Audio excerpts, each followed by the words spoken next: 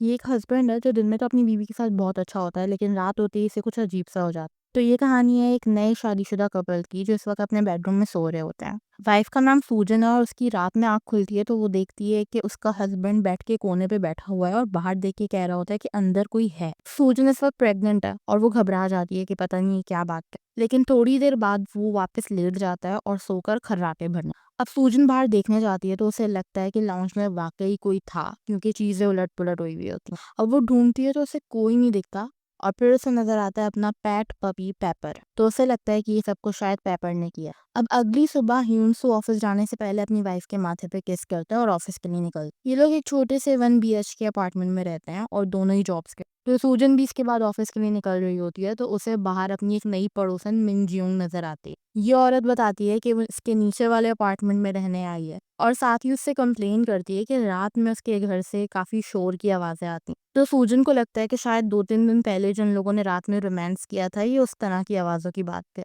अब ऑफिस के बाद जब ह्यूनसू से पिक करने के लिए आता है तो वो उससे भी उस औरत का जिक्र करती है और ये दोनों मजाक उड़ाते हैं कि कैसे इस औरत से पहले एक बुढ़ा खूसट वहां पे रहता था और इन लोगों से शोर की और इनके पालतू कुत्ते की कंप्लेंट्स करता रहता था। फिर रात में ये दोनों टीवी देख रहे होते हैं और अब हमें पता चलता है कि ह्यून सू एक जूनियर एक्टर है और सूजन इसके छोटे छोटे कैरेक्टर्स को भी बार बार मोहब्बत से देखती रहती है।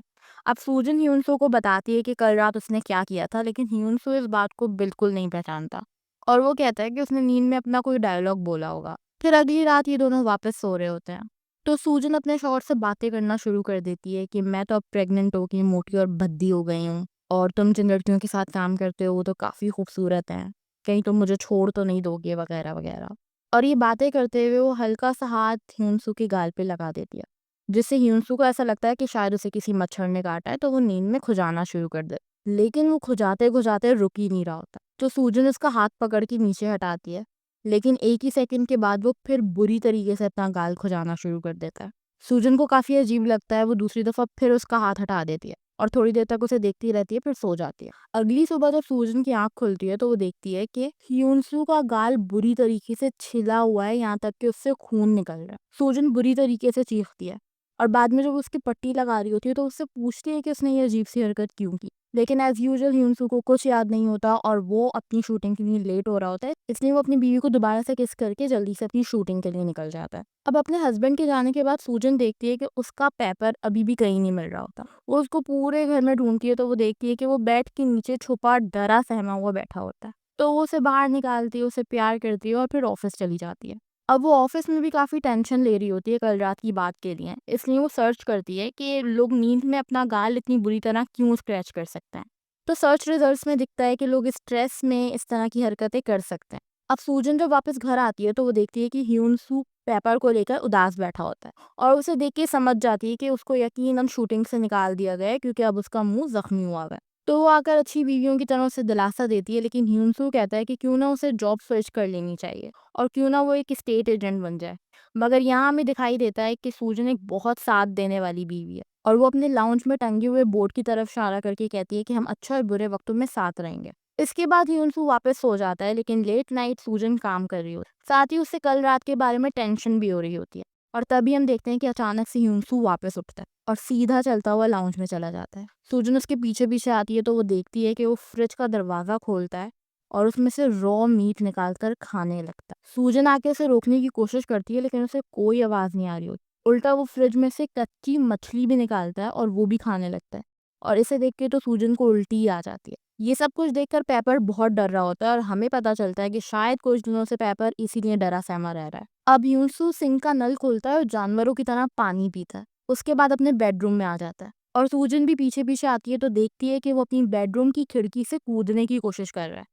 सूजन पीछे से आके उसके पाँव पकड़ लेती है, उसको बहुत ताकत से अपनी तरफ खींचने की कोशिश करती है और बहुत ज़्यादा मुश्किलों से वो पीछे पूरी तरीके से गिर के अपने शौहर को बचा पाती है। इसी बीच यूनसू का सर ज़मीन पे लगता है तो अचानक से उसे होश आता है और वो देखता है कि उसकी बीवी ज़मीन पे लेटी पड़ी हुई है और बुरी तरह रो रही है। अब वो उसे दिलासा देता है, उसे कहता है अच्छा तुम सो जाओ, फिक्र मत करो। तो सूजन उससे वादा लेती है कि कल वो डॉक्टर के ज़रूर चलेगा। अब अगली सुबह ये लोग पहला काम ये करते हैं कि अपनी बालकनी और अपनी खिड़कियों को अच्छे से बंद करवा लेते हैं और इसी दिन सूजन की माँ भी आई हुई होती है। तो वो सूजन को मशवरा देती है कि तुम्हारा शौहर जो अजीब अजीब सी हरकतें कर रहा है शायद वो पोजेस्ड है इसके बाद उसकी माँ कहती है कि ये मैडम हेगोंग का नंबर है, तुम इनसे कांटेक्ट करो, ये तुम्हारे सारे मसले ठीक कर देंगी। साथ ही उसको एक पेपर देती हैं जिस पे अजीब-अजीब से सिंबल बने हुए होते हैं और कहती हैं कि इसको तुम ह्यून-सू के तकिए के नीचे रखो रात में सोने से पहले।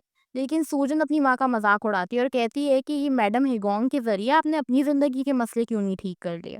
अब हम देखते हैं कि ह्यून-सू चेकअप के लिए डॉक्टर के पास गया होता है और वो उसको थोड़ी-सी देर सुलाकर उस पे चेकअप करते हैं। ह्यून-सू का बिहेवियर दिन में काफ़ी पॉजिटिव होता है और वो जब अपने ऊपर मशीन्स वगैरह फिट हुई हुई होती हैं तो वो अपनी बीवी के साथ एक सेल्फी भी लेता है। अब डॉक्टर बताते हैं कि ये ह्यून-सू की जो आरईएम वाली स्लीप होती है, मतलब जो बहुत गहरी नींद होती है, उसमें जो जो ख्वाब आते हैं वो चीज़ें असल में करने लगता है। एक्चुअली इसको नींद में चलने की बीमारी कहते हैं। तो डॉक्टर उसको कुछ दवाइयाँ देते हैं और साथ में कुछ प्रिकॉशंस बताते हैं। डॉक्टर कहता है कि सबसे पहले तो तुम लोगों को अपने घर को पूरी तरीके से सेफ करना होगा कि ह्यून-सू कभी भी नींद में उठ के अपने आप को नुकसान ना पहुंचाए।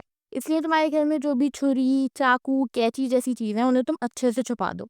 तो सूजन उन्हें एक कबर्ड में बंद करके लॉक कर देती है। डॉक्टर ये भी कहता है कि तुम्हें स्ट्रेस फ्री रहना होगा, इसलिए वो कुछ दिनों के इलाज के लिए अपनी शूटिंग्स भी कैंसिल कर देता है। अभी सारी प्रिकॉशंस लेने के बाद सूजन अपने हस्बैंड को दवाई खिलाती है और उसे सोने के लिए लिटाल देती है। अब अगली सुबह जब सूजन की आंख खुलती है तो वो देखती है कि माहौल एकदम शांत है और उसका शौहर सुकून की नींद सो रहा है। तो वो उठ के सुकून से लाउंज में आती है, लेकिन वो लाउंज में आके देखती है कि पेपर कहीं भी नहीं दिख रहा, बल्कि पेपर के कुछ बाल उसके खाने के पैकेट पे लगे हुए होते हैं। उसे ये बात काफी अजीब लगती है और तभी उसे महसूस होता है कि शायद पेपर फ्रीजर में है। और तभी वो आहिस्ता आहिस्ता फ्रीजर खोल के देखती है कि पेपर इज डेड।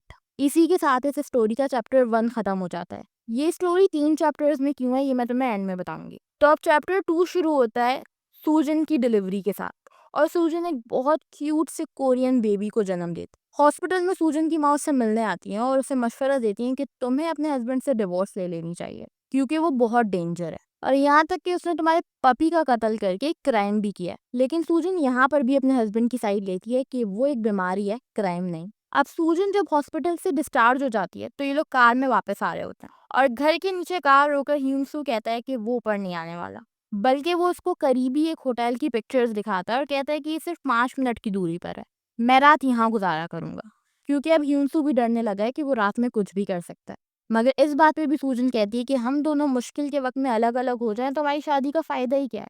इसलिए अब ये दोनों ऊपर आ जाते हैं और अब नई तरह की प्रिकॉशंस ट्राई करते हैं। जैसे कि बेडरूम के दरवाजे पे ये लोग एक डोर बेल सेट कर देते हैं। जैसे ही दरवाजा खुलेगा बेल के शोर से ह्यूंसू की आंख खुल जाएगी।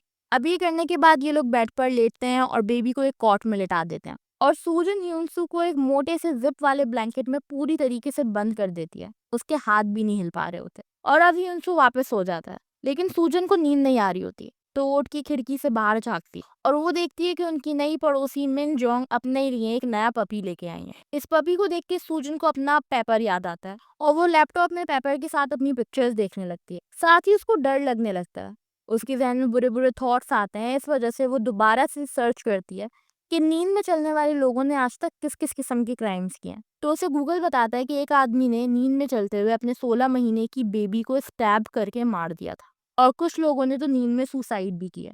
ये सब पढ़ के सूजन को और डर लगने लगता है और वो बेड और कॉट के बीच में ज़मीन पे लेट जाती है कि अगर ह्यूंसू रात में चलता हुआ बेबी के पास आए तो उसे समझ में आ जाए और उसकी आँख खुल जाए। लेकिन उसे ज़मीन पर लेटकर भी नींद नहीं आ रही होती। इसलिए अब वो उठती है और अपने बेबी को हाथ में लेती है और बाथरूम के अंदर आ जाती है। फिर वो बेचारी पूरी रात बाथटब में गुजारने के लिए लेट जाती है। लेकिन थोड़ी देर बाद डोरबेल की आवाज़ आती है, मतलब ह्यूंसू अब जाग चुका है और वो आकर बाथरूम का दरवाज़ा बुरी तरीके से खटखटाने लगता है। इतनी बुरी तरीके से कि उनकी छोटी-सी बच्ची रोने लगती। वो काफ़ी देर तक बुरी तरीके से दरवाज़ा खटखटाता रहता है और जब वो चला जाता है तो सूजन उठकर दरवाज़ा खोलती है और झाँकती, तो वो दूर खड़े होकर पी कर रहा होता है। सूजन को ये सब कुछ देख के बहुत अजीब लगता है और पूरी रात वो जाग के गुजारती है। अब सुबह ये दोनों उसी डॉक्टर के पास दोबारा जाते हैं और ह्यूंसू बताता है कि इन दवाइयों का उसे कोई फ़ायदा नहीं हो रहा, बल्कि वो अपनी तरफ से इंटरनेट पर देखी हुई एक दवाई को रेकमेंड करता है कि क्यों ना मुझे ये खानी चाहिए। बहुत सारे नींद बल्कि वो अपनी तरफ से इंटरनेट पर देखी हुई एक दवाई को रेकमेंड करता है कि क्यों ना मुझे ये खानी चाहिए। बहुत सारे नींद में चलने वाले पेशेंट यही दवाई खाते हैं,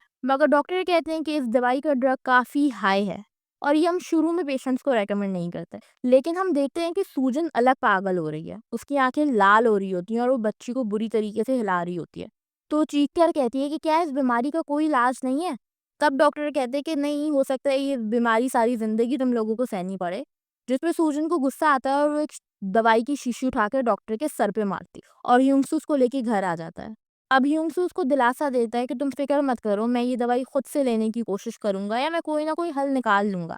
अब ये दोनों डॉक्टर के पास से वापस आते हैं तो अपना वही जिप वाला ब्लैंकेट लेके ह्यूंसू कार में ही सोने लगता है, लेकिन सूजन उसे कहती है कि ऊपर आ जाओ और ऊपर आके वो उसे बताती है कि अब वो कमरा लॉक कर दिया करेंगे, यानी ह्यूंसू लाउंज में सो जाएगा और वो बेबी के साथ अंदर सोएगी, दरवाजे को लॉक करके। अब वो दरवाजे पर लॉक लगाकर उसे बुरी तरह खोल कर देखती है कि कहीं ये लॉक टूट तो नहीं रहा।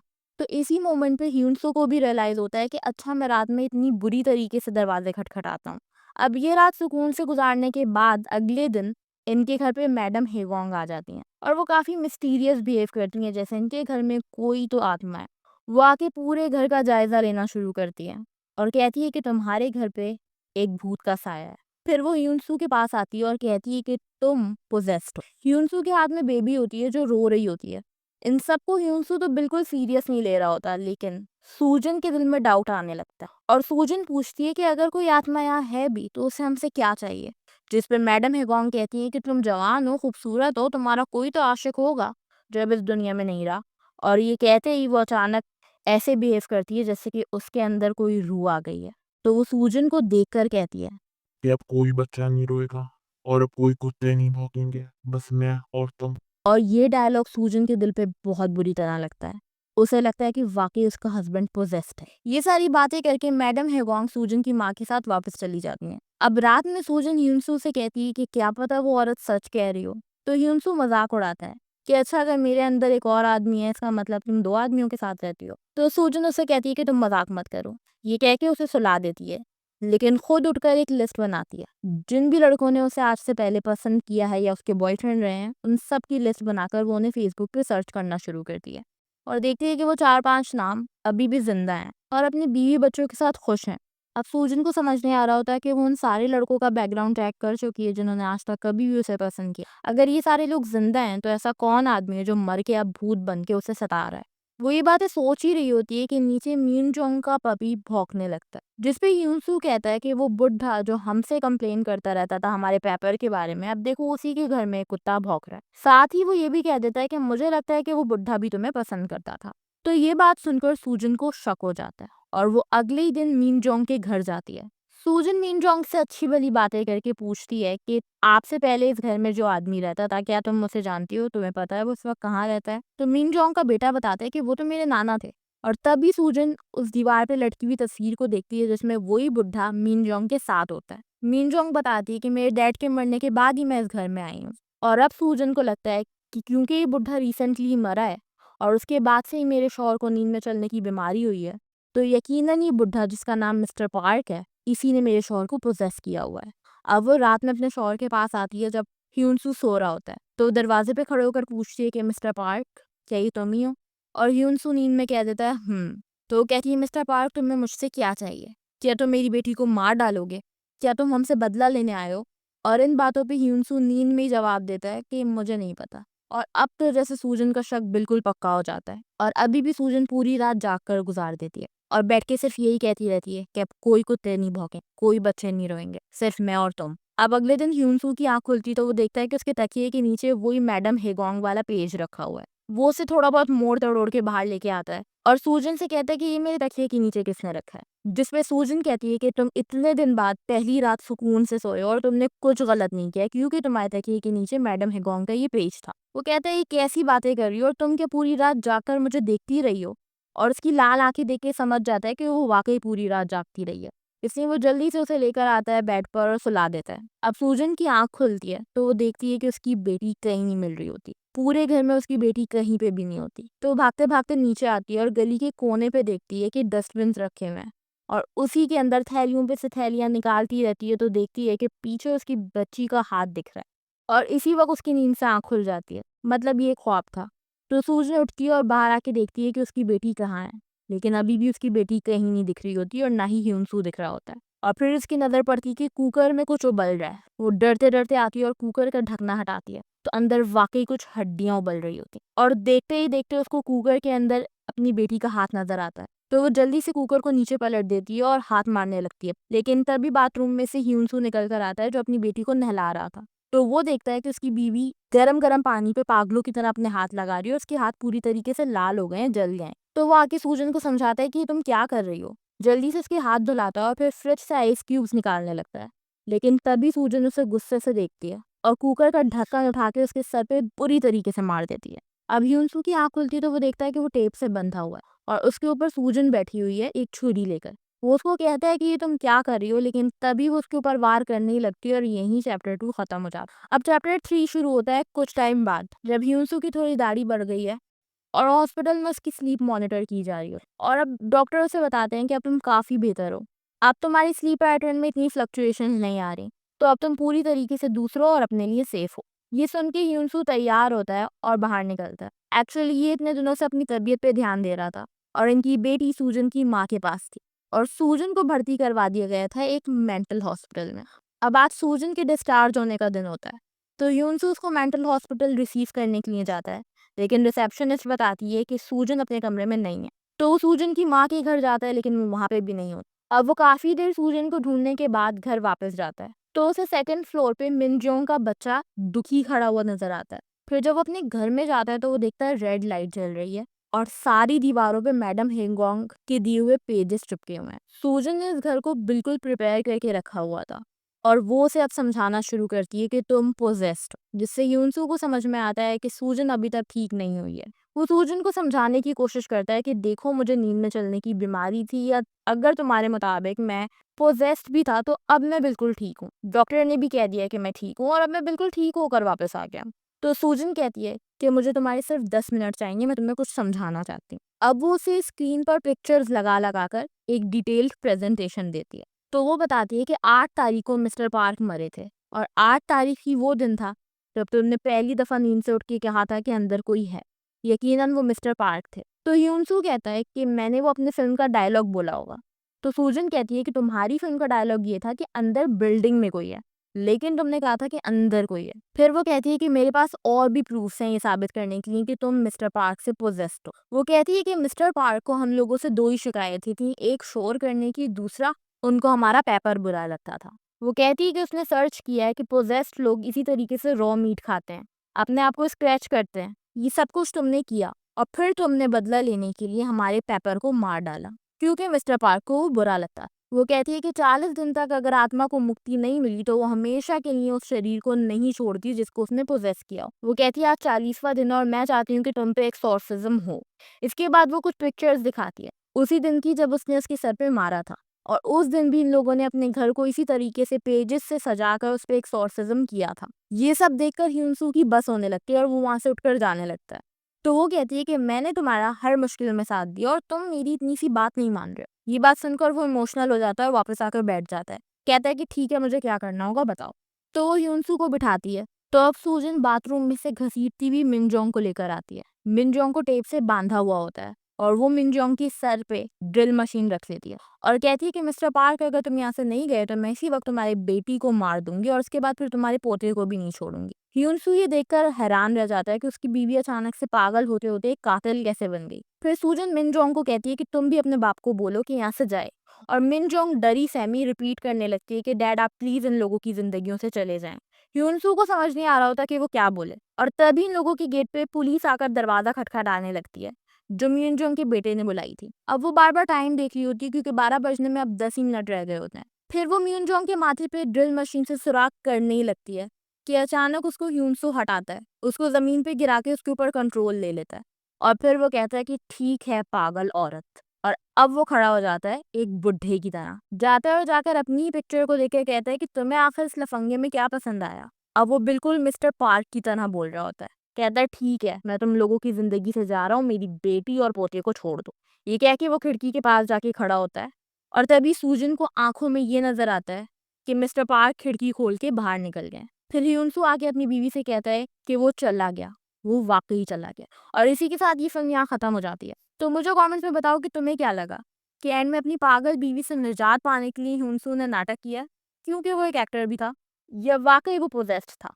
इस फिल्म में 3 पार्ट्स इसलिए दिखाए हैं कि पहले पार्ट में ये एक सिंपल नींद में चलने वाले आदमी की कहानी है, दूसरे पार्ट में इसमें एक हॉरर टच दिया है, और तीसरे पार्ट को तुम जैसा चाहो समझ लो, या तो उसकी बीवी उसकी वजह से पागल होने लगी थी, या फिर वो आदमी वाकई पोजेस्ड था।